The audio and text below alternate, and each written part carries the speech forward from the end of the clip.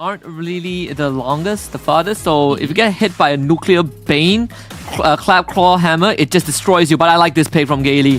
I like the Lolita for VSG. Ooh. You put up the Guardian's Bulwark and send that bullet back into Zino Lilies. And you know what's the best part? If you reflect the crab claw cannon and then it hits a target, it actually triggers the secondary bounce, which crits the ricochet, which crits the target behind. So I know that a lot of Bane picks have been a magic Bane. I wonder if this is going to be the case. I feel like you probably would just go physical in this case. We just have to find out though, now that Lolita is in play, you probably would do better just spitting rum on your opponent's face with that magic build. I absolutely agree. When it comes down to the bulwark, you do not want to get all that ricochet and of course your baby shark flying right in your face. But I will say that when it comes down to picking up the Lolita, they did manage to answer one of the problems that they would potentially have, and that is the overwhelming amount of damage that Zino Lilies will be able to bring up onto the game. However, it's not necessarily a pick that really answers to their lineup. No, they don't really have someone that can really initiate in a single pick-off situation. You don't really have someone that can really lock someone down for an extended period of time. So you really gotta have to rely quite a lot on Numenon Blast as well as the Charisla's penalty zone, which essentially would just focus into a full-out team fight. In the meantime, Synchro being really annoying with that lantern. You can pretty much see just putting so much annoyance onto Sa already. Every time, Loi, every time she misses that ability and it goes on cooldown, you just lose the trade. There's no way you can continue trading, and Synchro just taking advantage of that, right, with Lolita around. And I wonder what kind of build Gaily will go for, because there have been examples. I believe Ogwin did it with Lolita, where you go for just straight up Flash of the Oasis into Oracle build for the shield generation. Early rotation just to bring the Firaga armor down bot.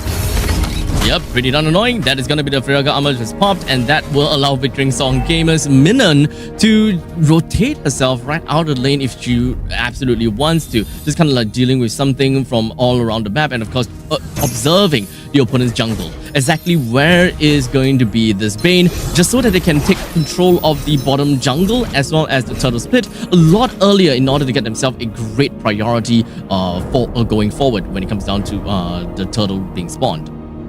Never feels good when you're an X-Borg that's laning into a Charisla, a literal winning matchup. You can see that Kao even went for the Impure Rage, which again deals max HP damage right now.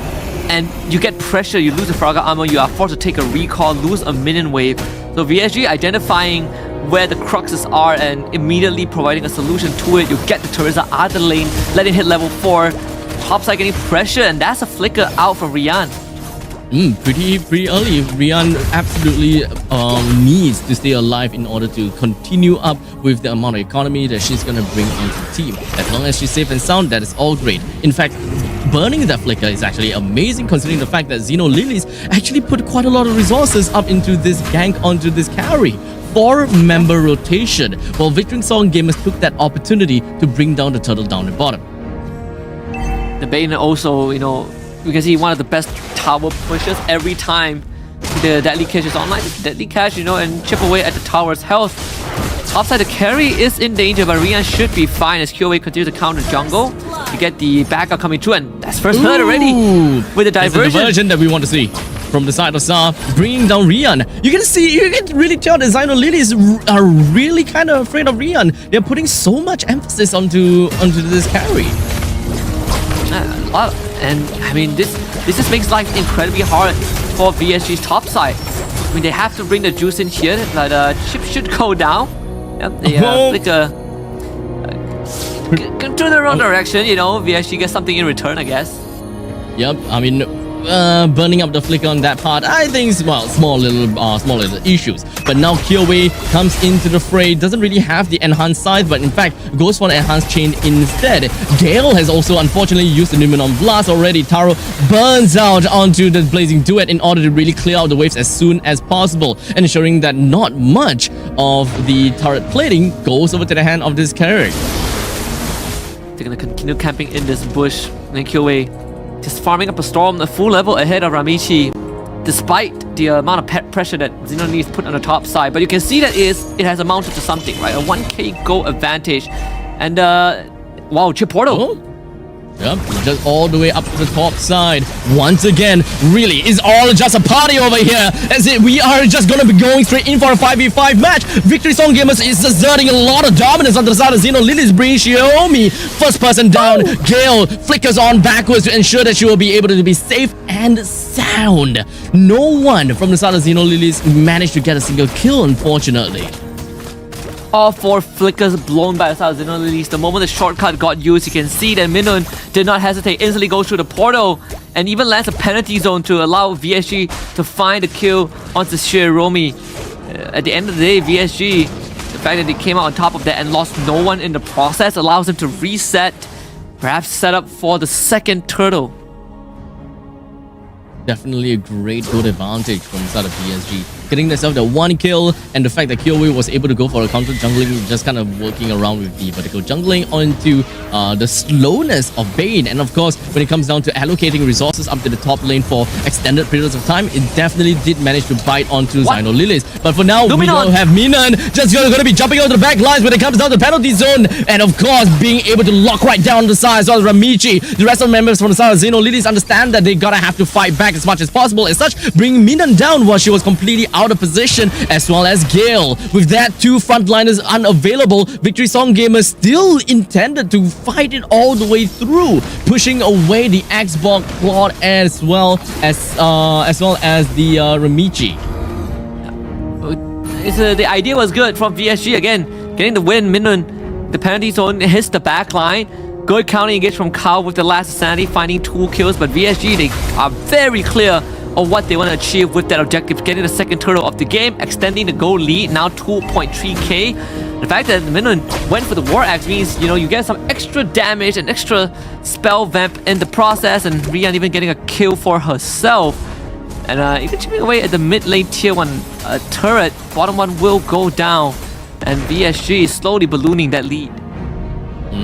And even getting themselves, helping the carry to finally take down a turret after a lane swap. So Victory Song Gamers, they do have a very strong sense of macro. They understand how they want to funnel their gold over the carry, understanding that carry will be one of the main damage dealers coming into the mid stages of the game once Kyoei loses that power spike. But the diversion coming in, just going to be pulling themselves all the way down to the bottom, but I'm not too sure whether Victory Song Gamers even understand what has just happened as such. Gale is just going to be opening up the map, but good read from Gale. It does seem like the Victory Song Gamers, they actually know what was going on. Unfortunately, when it comes down to middle of blast, it was not going to be able to touch on anyone at all. Zino Lilies goes all the way through. When it comes down to last insanity, just bursting down on the members of Victory Song Gamers. But for now, Synchro is not stopping just yet, as Kyoei finds a double kill right on top of Zino Lilies, while Rian took that opportunity all the way to the top lane to bring down the turret. Kyoei took that, not the kill, down to her name.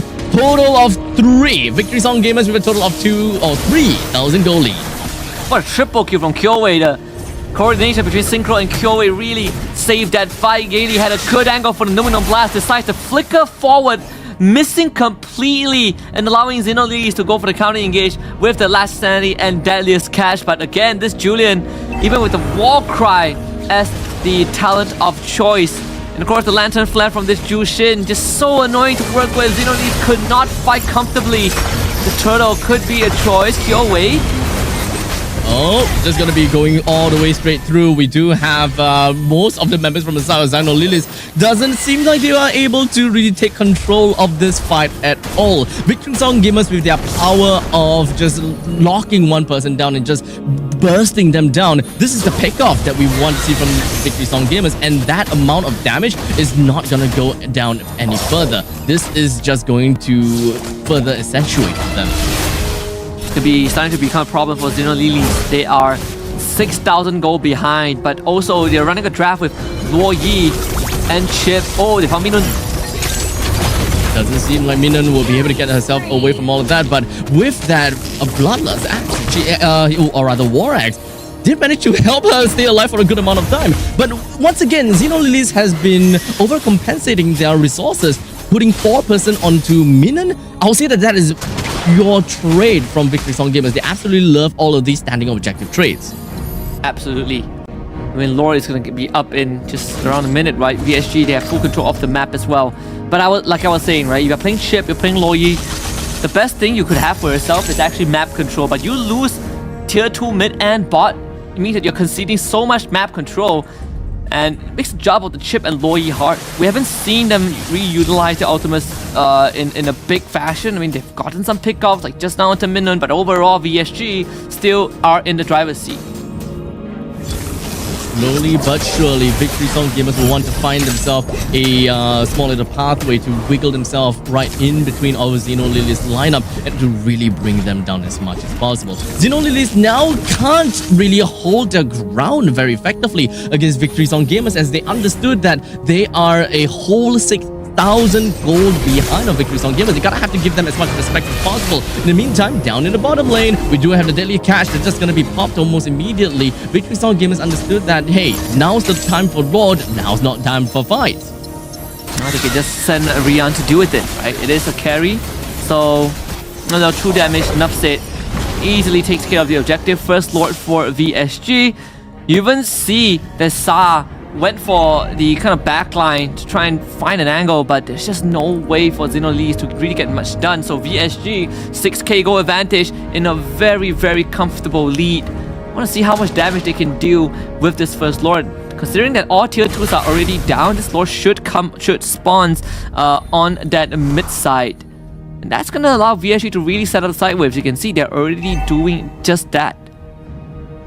Just really choking out Zino Lilies to ensure that they don't really have a lot of gold to work around with. The longer that they kind of hold down all of these waves, the more that Zino Lilies loses when it comes down to their economy.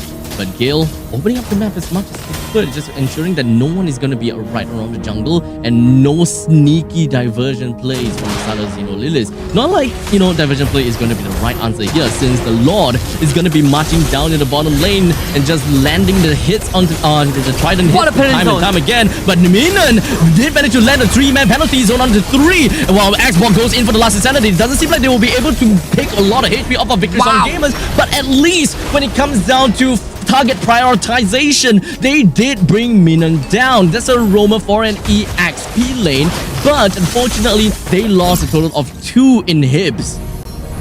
See a diversion attempt, but unfortunately the read was wrong. VSG, they want this top inhibitor. I don't think they will get it, thanks to the deadly cash. So VSG will go for the retreat. Still getting 2 inhibitors off of that. The penalty zone hitting on the 3 people in that back line, but Zino Lilies, they have some decent counter engage, right? Deadliest cash, last insanity. You want to run in my face, you have to eat up the damage. The only saving grace for VSG was the fact that they just focus fire down the Viraga armor and not let Kao stack up her heat level, because that would just been destruction if that last insanity went off with max heat on multiple VSG members. Either way, they are at an 8k goal advantage. 2,000 from the extra from the last we checked in on them. Then with the next Lord up in just 45 seconds, as Zino Lilies, they gotta find a way. They gotta somehow use that diversion or the chip portal to find a pickup. It's all about the unique playstyle of what heroes that Zino Lilies has picked out, right? The diversion as well as the shortcut. They really gotta have to find ways to really make full use of it. But unfortunately, when you do have your back against the wall, you don't really have the opportunity to have that global presence that you so desperately want when it comes down to picking a composition like this, right? So Zino Lilies, even if they were to jump over to the back, jump over to the back and just be surprised, they don't have this one most important thing in their lineup for this kind of catch plays or surprise plays, and that is a solid crowd control. They don't have anyone that can really boot someone onto the ground or to really hold anyone down. It really just boils down to just Hiromi just going in. And speaking of her, just going to be jumping right into a man of 5. And even when it comes down to Claude, just working with the blazing duet. Oh my god, the Loyi!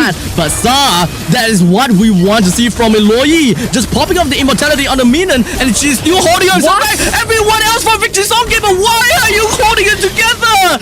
As such, this has absolutely enabled Sa just playing around with all of this yin and yang, getting themselves a massive 4-man kill on top of Victory Song Gamers. Yeah, VSG, they know they messed up right there.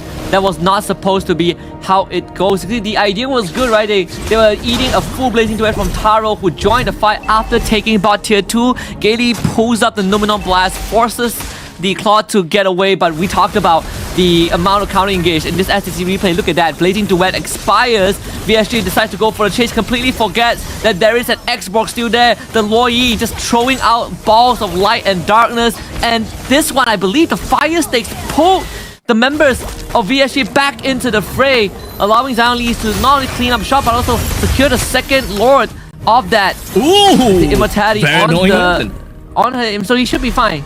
Well, Kao should be fine, yeah. Now she's out. Yeah, very durable. I gotta have to say when it comes down to that Firaga armor.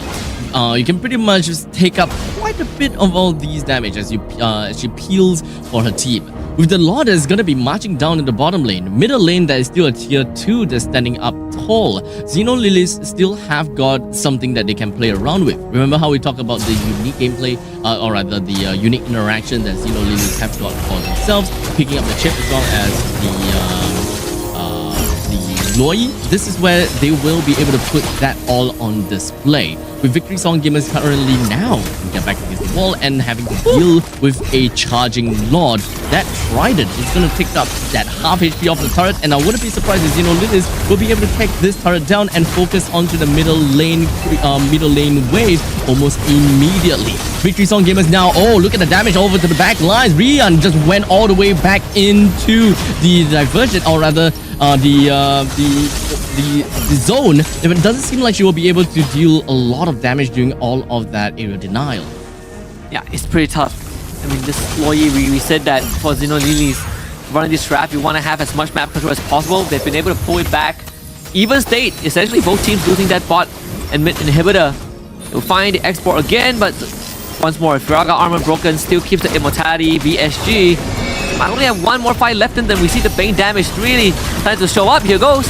Oh, just gonna be picking off onto Ramichi as much as possible, but unfortunately it took a little bit longer for them to bring that person one down. But at least Ramichi as well as Minion is just gonna go straight down. Zino Lilies finds himself onto Rian. Kyoei immediately with the enhanced sword gets herself away, but now Gil and so Synchro just gonna be suctioned up into a vacuum, but not quite enough to really just kill Gil just yet.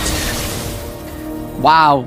1-for-1 trade of all things, right? Both, I mean, for the side of Zino Lilies, they did lose their jungler, but she will be back in time for the third Lord. And once again, Sa completely untouched the entire fight, just constantly throwing out her abilities, just bursting the members of VSG down, especially when you run a carry. The range quite short, relatively short compared to other heroes, so you're always going to be caught in the crossfire. Especially when you take splash damage and you have the yin yang reaction on top of you, it is a death sentence. Export is camping in the bush as well. He knows that VSG are coming. I would say that Victory Song Gamers, they really gotta have to respect the rotation from the side of Sa. Whenever the rotation is popped down, they are pretty happy just standing on top of the rotation. But the rotation still deals quite a lot of damage, and probably one of the main ways that Zino Lilies will be able to root any of the members from the side of Victory Song Gamers, which is one of Zino Lilies' main weaknesses. They can't lock down Victory Song Gamers. While Victory Song Gamers can do quite a lot in order to do all of these lockdowns as well as these pickups. You're gonna have to be real careful about that. But speaking of which, Shiromi comes in from the back. Rian takes the Lord. Victory Song Gamers, they know that they have got themselves the neutral objective, and they gotta have to get themselves backwards as much as possible in order to posture up for the next upcoming big fight. I have to sacrifice Minion. Unfortunately, they were basically locked away from. She was basically locked away from the rest of the team, and no one from VSG can afford to kind of take that fight, right? They knew it was over. We got the Lord. We just minimized our losses, not let Zino Lilies kind of take control of this. But man, look at the damage from the Sa. Insane stuff. Almost one-shotting Kyoei in that process.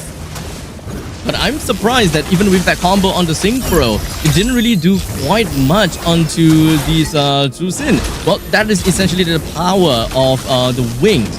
Blood wings generally give you a massive amount of shield, and let's not forget about the fact that you have a Lolita on your side too. So the mage as well as the marksman, essentially being very fragile units, become such soldiers coming into the battlefields. As such, this is probably one of the main reasons why Victory Song gamers are very strong in their team fights, and perhaps sometimes even pretty daring in just threading right into the faces of Zino Lilies. I think what's important is the Lolita's Numenon Blast. That is going to be very crucial, right? A few patches ago, there was an update that you can let go of Numenon Blast early and still get a stun. It's not the full duration stun, but you get a mini stun, right? And that could be the key, especially if you can time it on that Blazing Duet. But also the Guardian's Bulwark. How many abilities can you block? Can you block the Deadliest Catch? Can you block those incoming orbs of light and darkness from Sa? We've already gone past 3 lords, and remember, these two teams gave us the longest game in MWI, which literally happened a couple of hours ago, which ended in like, what, 30 minutes plus? 10 minutes away from reliving that record again, as Sa just got the Holy Crystal. This is quite literally the most deep grinding game, and really just you gotta have to hold on to your seat, as every single one of these team fights may very potentially lead to the end of the game depending on how these ladies fare. They are all just gonna be posturing up for the next upcoming Lord, and both teams definitely want to have the most ideal Lord fight and the most ideal Lord's push. We're pretty much looking at a mirror base with both the middle lane and the bottom lane inhibitor turrets that's already been destroyed. You can't get any much more of a stalemate than this. And right now it comes down to who gets the better counter engage, because both teams have that ability. We've seen VSG trying to start fights, and Zino Lilies, they just started throwing out, orbs from Za. You have this export that can just last the sanity to the backline and threaten to separate Rian and Synchro from the rest of the teams. Lord number 4, VSG, they will be first on the scene, but in the 21-minute mark, right? The Lord is not easy to take down, and this is going to really start to show us, really start to put these players to the test in going for Lord dances in the late game. With the front to back from Victory Song gamers, they really want to shred down the front lines as soon as possible in order to really eventually reach over the back line. But that is not exactly how Zino Lilies want to play. But for now, we do have the shortcut that's going to be popped right all the way in the top lane. But Minon just going to be landing the Lumina Blast. Wait, didn't really quite seem to manage to do anything to the members of Zino Lilies, as it just hit right by the edge. It wasn't really be able to clip onto anyone. In the meantime, Taro with the Winter Cloud, unfortunately, still goes down to the hands of Synchro. That is a shutdown that we want to see, with 2 members down for the side of Zino Lilies. But Amici is not gonna let this team fight goes on for any much longer. It's gonna be a 1-for-1, 1 versus 1 between the carry as well as the Bane. But it does seem like the Bane is definitely gonna have a lot more problems dealing with that, as the immortality is gonna be popped. A fight that's happening onto both ends of the earth, as Gale finally got herself back on Numenon Blast, lands it right back on the cow. The best thing that you can do is to ensure that cow don't go back home or kill cow, just so that Victory Song gamers will be able to end this game with a single ballista. Talk about the perfect team fight and how you can let go of the Numenon Blast without having to fully charge it. We saw that in action. Very separated fight. First of all, the initiative was by Zino Lilies, right? They decided we're going to take the diversion into the top bush of that orange buff in that red jungle. And then we call it a shortcut. We bring the entire village to try and kill your carry. Could not get the carry. Eats a penalty zone in the face, followed by Numenon Blast, and then the enemy mage shows up and just zaps your Claude to death. Zaps into a Blazing Duet, BMI, and a Winter Crown. And then this Jushin is a complete menace on the battlefield, but that was what won VSG the tiebreaker. Congratulations to both teams though. It was heck of a fight, but VSG are going to advance into the playoffs as the first seed of Group C, whereas for Zino Lilies, it will be the second seed of the group. So it's not that too big of a deal when it comes down to losing the game because we are all talking about seeding. But I gotta say, VSG as well as Zino Lilies, they have gave us one heck of a game. When it comes down to the chip as well as the diversion plays coming in from Sa, and let's not forget about the massive amount of damage that the Loi is just capable of bringing out into team fights time and time again. But this is definitely one of the team fights that I gotta have to mention within the highlights, right? Everyone just kind of completely forgotten that, oh crap, the opponent has got a Loi. We can't exactly run by the same escape route. And that eventually gave quite a lot of edge over to the members of Zino Lilith. You know, they definitely didn't want and didn't expect the kind of outcome to happen. But regardless, it was still a great fight and they managed to end the fight with massive style. I gotta have to give a heads up and as well as a